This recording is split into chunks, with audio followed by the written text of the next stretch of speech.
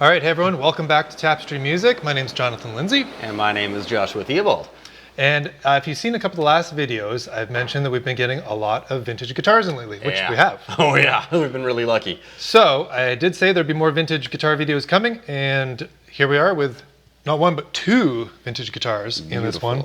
We thought this would be cool to kind of take a little bit of a peek at both of these guitars because we have a 1959 Gibson Les Paul, and we have a 1969 Les Paul Deluxe, no less. Yeah, this one's the Junior, but having the 59 and the 69 seem pretty cool. Yeah. A couple kind of landmark years in the guitar world. And these are both kind of like underdog Les Pauls too. A little bit, yeah. They're not like the standard or anything like that. Like Les Paul is probably the most famous electric guitar out there, maybe? I would say it's right up there. I mean you could Les make Pauls, Strats and stuff, but lot of arguments. It's so iconic. Yeah. And it's been made for a very, very long time.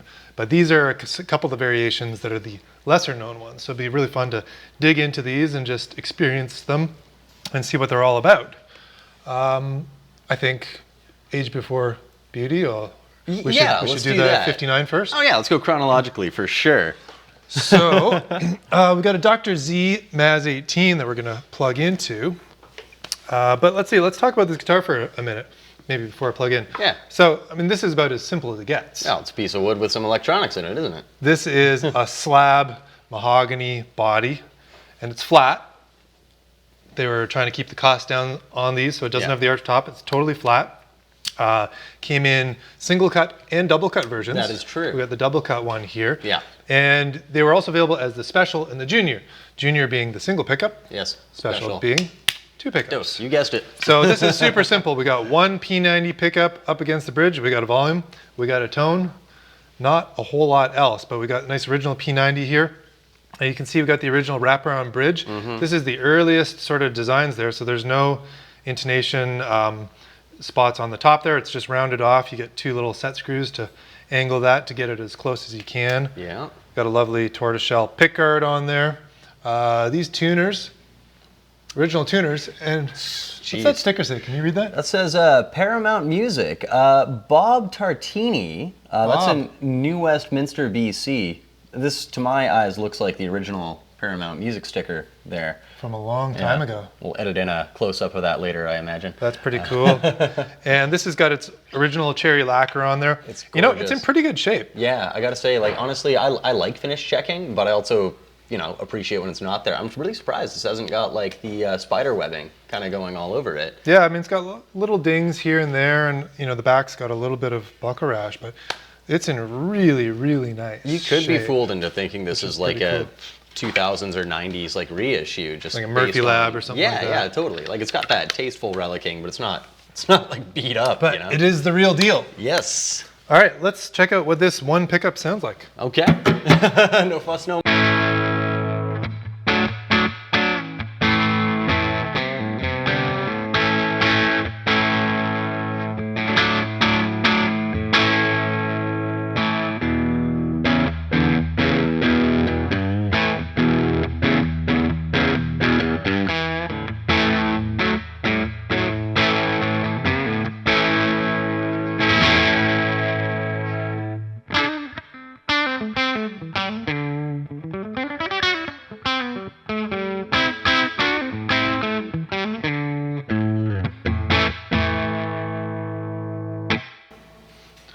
Wow, exemplary. There's your meat and your potatoes. Yeah. That's pretty nifty. I'm a fan of it. Yeah, I'll check it out. Check it out. Let's take a look here. I mean, there's no neck pickup to check out. It's just the bridge. It's pure and simple. Well, you can roll the tone back, I guess. And we already got a little bit of a taste of the full blaster. Full blast. Roll the tone back. See what she can. Same chord, same. Immediately.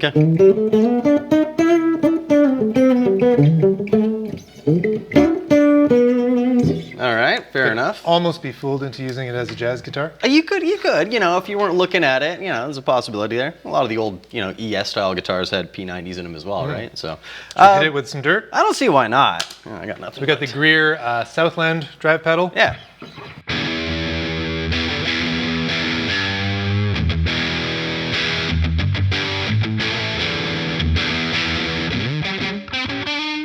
Getting used to this neck here. It's a little. It's pretty chunky. It's a bit of a chunkster, yeah.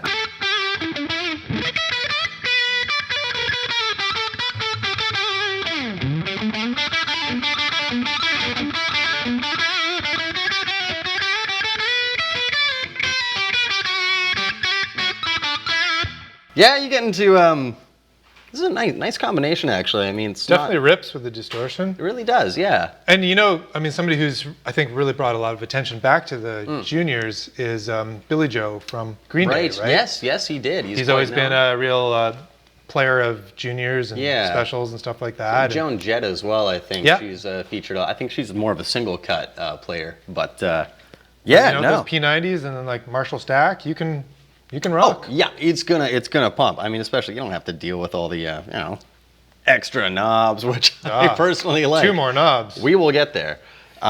It's so light too. It is really light, which is quite interesting. I mean, it's solid mahogany. Pretty much most Les Pauls are going to be all mahogany, but it's not heavy at all. It's very light. I don't know if it's just the old wood or carefully. No. if it's the fact that it doesn't have the maple top on there or anything. But it's a very lightweight guitar, which acoustically is probably going to give it some nice resonance. Yeah, too. It does. Yeah, it's got. If it sounds good acoustically, usually it sounds really good plugged in. Bingo, totally. I don't know. I guess in and around 7 pounds. Thinking so. Sweet. Yeah, Well, that's the Junior. Should we time travel forward? Whoa! To the 60s? Flux capacitors are fluxing. Let's check that out.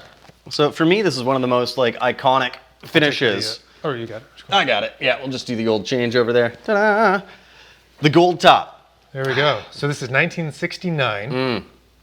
And this is really interesting too. So I think modern day, as guitar players, we find this hard to believe, but there was a big gap in the 1960s where the Les Paul, as we know it, more or less like this, was not available. Because they made the Les Paul standards up until 1960. Okay. But then 1961, they switched the Les Paul name over onto the SG. What we know of as SGs, right? Yeah. So those double cut SGs, that was like from 61 to kind of later 60s, and I think it was 1968 where they finally brought back the Les Paul Standard and the Les Paul Custom. And so there's a big chunk of time there where they didn't make the most popular, most iconic guitar that Gibson has ever made. Well, which is kind of wild. I mean, I love the SG. I was aware of the name change there. I heard that Les Paul himself kind of came by. I was like, didn't dig the design as much and asked that they take his name off of it. What I was not aware of actually was that they actually discontinued the Les Paul as we know it. Yeah, it's kind of wild when you think about it. Yeah, so I can see why, because you hear about who was the guy that gave Jimmy Page his Les Paul. Anyway, he was gifted the Les Paul. You can see why these would be so coveted by even players of that time. For me, I'm thinking okay, you got a 59 Les Paul, that was only 10 years ago at that point, right? But with that time gap, you couldn't they weren't being made for a while. So that's kind of interesting. That's think about it. Yeah. So differences between Les Paul Standard, Les Paul Deluxe. I mean, we could get into that a little bit. So Deluxe. I mean, obviously the main thing it's the pickups, right? Yeah. We got mini humbuckers instead of the full-size humbuckers. That's really the difference, I think. They did this in the 1970s. This was the stock model too. You couldn't actually get a catalog one with humbuckers for a few years, but you could request them. So there's both a lot of deluxes out there that have a standard truss rod cover on there that were sort of custom ordered ones where you could request that the factory do it with full-size humbuckers. Yes. And then what a lot of people did that had the deluxes back in the day was routed them, carved them out, put full-size humbuckers in there. But there's been definitely a resurgence back into these mini humbucker guitars of late, and this is a great example of that because this is second year of production. This is when they were still doing the slab body. So I think if you look at the back of that, it should be a one-piece slab body. Yeah, I heard that they started doing some more of the sandwiching, for lack of a better term, there with this. Pancake bodies. The pancake, thank you. Yes, that's what I had for breakfast this morning. Really lucky guy. Blueberry pancakes. But this one's got that solid slab there. This one, I think the neck is 3-piece mahogany. So it would seem it's going to be a little hard to see that on camera, but yeah, you got lighter, darker, lighter as we go down there. 69, they were doing that sort of transition there. Yeah. And this one's definitely got more wear than the 59 does. A little bit. This one's been played, loved and used a fair bit more, but Yep. still original finish. I mean, that gold top looks fantastic. It does. I mean, honestly, that's the way I want a gold top to kind of come out of the factory looking like. But It looks great. this one earned it. You got, this one does have the checking that I was referring to earlier there. And It's this one, light, though. this hardware has been replaced. This is new hardware. That's why it's so shiny. Yeah, I was wondering But about we do that. have the original hardware in the case with it too. Bingo. So that's kind of cool. That's awesome. Yeah, this thing is it's like holding history. This is really, really cool, guys. And presumably probably heavier than that Junior. Oh yeah, only a couple. No, I mean, yeah, this one's probably coming at a more of what you'd imagine a Les Paul should weigh, is probably close to a 9-10 pounder or something like that. Completely guessing on that front here, but Yeah, I mean, you can even see looks like it's a bit thicker overall, and then you got the arch top. Oh, with yeah. the maple cap. Yep. All that sort of stuff. You can even see, I think, a little bit of the maple right there. you actually can. Yeah, look at Where that. that divot is. That's pretty cool. Hey, buddy, what's up?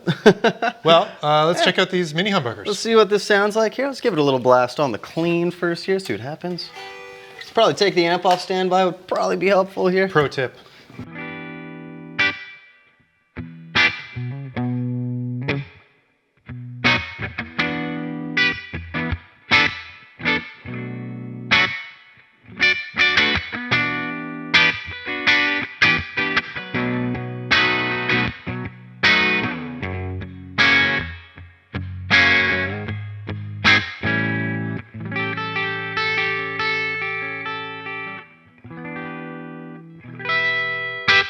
Let's give it a little go on the rhythm there. Let's play something similar.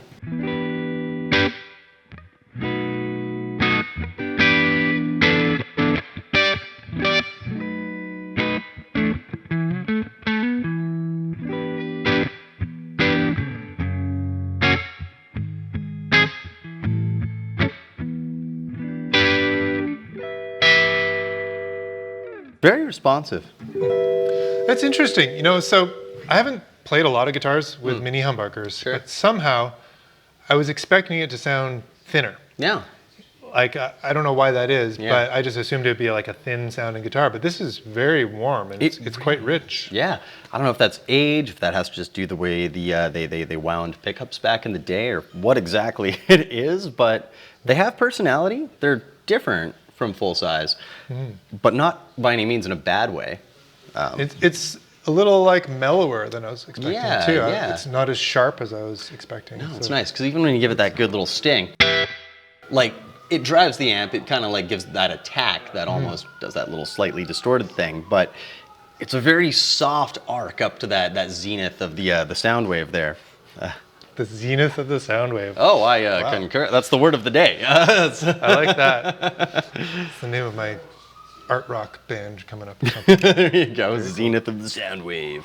Yeah, Cool, you let want me to take check it? it out. Take it for a rip with maybe some of the Oh Overdrive yeah, it's on it. definitely heavier. Yes, Interesting. This has got a chunky neck too. it is. Because I mean, a lot of Gibson guitars through the '60s, they started doing a lot slimmer necks. Yeah. But this is definitely like a '50s kind of profile. It's Exactly. pretty big and chunky. Interesting. Maybe it's because of that transition from the 60s to the notorious 70s style necks, which a little bit thicker back in those days, weren't they? Yeah, kind of all Yeah. over the place.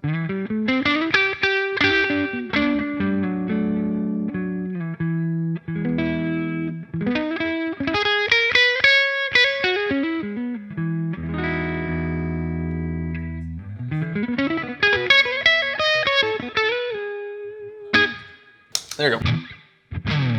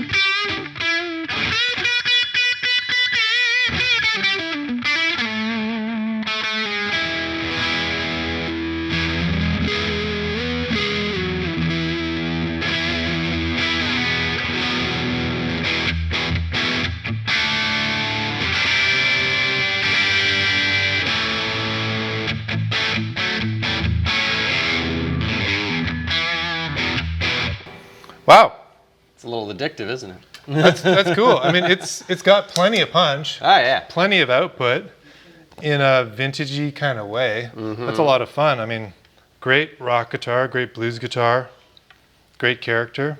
It's like the rock guitar. That's great. So that's really interesting. Yeah. So there we got 1959, 1969. Oh, yeah. Yeah, bring it in. The Let's show shot the here. people. There we go. There we are, 1959, 1969. Let us know in the comments which one you prefer, Yeah. because that would be very interesting. What do you think of these, underdog Les Pauls, different pickup types? Are you a fan of P90s? Fan of mini humbuckers? Do you own or have you owned a guitar with those in there? What are your thoughts? Red or gold? Yeah, red versus gold. There we go.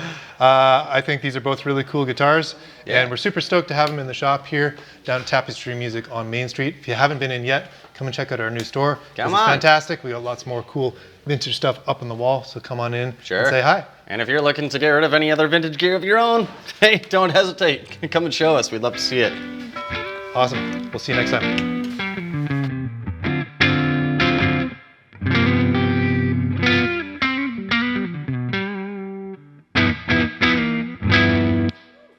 There it goes. There we go. All right. Thank you. Ooh, live audience.